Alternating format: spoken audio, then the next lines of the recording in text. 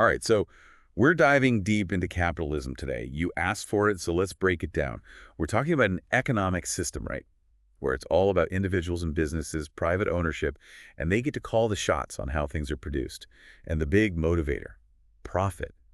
We're going to explore what all that means for you in this deep dive. Yeah, so when we talk about private ownership, imagine you're starting like an online store. You'd own the website, you have all the products you're selling, and the key thing is the profits are yours.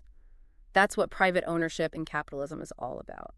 So then how do prices work in that system? Like who decides? Well, that's where the free market comes in. Mhm. Basically, it's all about supply and demand, not some government official setting prices. Think about it like this. You want the newest, the limited edition video game. Everyone wants it, high demand, but not many copies, low supply. What happens? The price goes up. Makes sense. Right. But if a game isn't popular, well, the price probably drops to try to get people to buy it. So it's all about what people are willing to pay. Exactly. And this is where the profit motive comes in for businesses.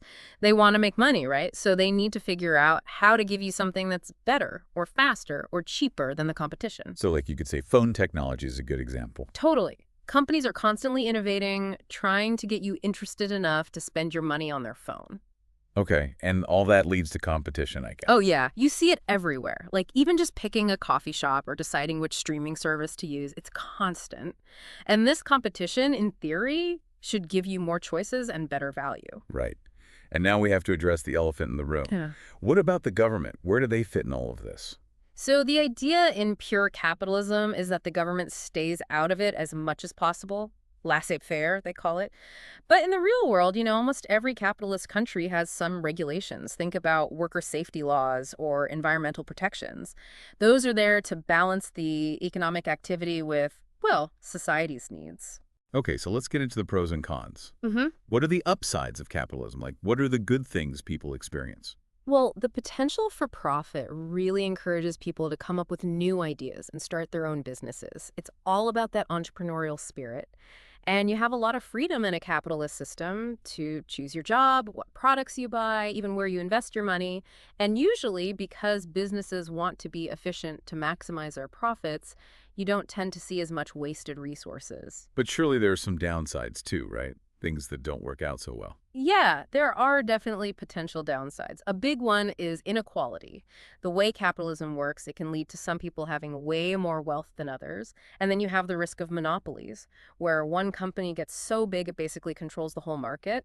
That can limit your choices and maybe even lead to higher prices. That makes sense. And there's also the concern that things that aren't profitable, like certain types of healthcare or protecting the environment, they might not get enough attention or investment because, well, they don't make money directly. So can you give us some real-world examples of capitalism in action? Like, what are some countries where we see this happening? Sure. So the United States is often seen as the leading example of a capitalist economy.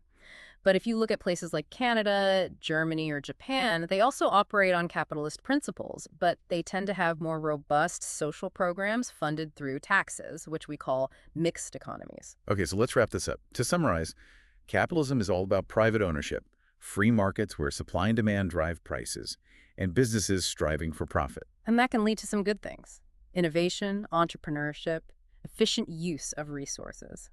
But it's also important to be aware of the potential for inequality, monopolies, and the underfunding of important public services. Absolutely. Now, as you move through your day-to-day life, think about how supply and demand are constantly at play, affecting everything from how much you pay for groceries to even the availability of those new gadgets everyone's after. And remember, your individual choices, they contribute to this larger economic system that surrounds us all. So that's capitalism in a nutshell, folks. Lots to think about, lots to consider. Thanks for joining us on The Deep Dive.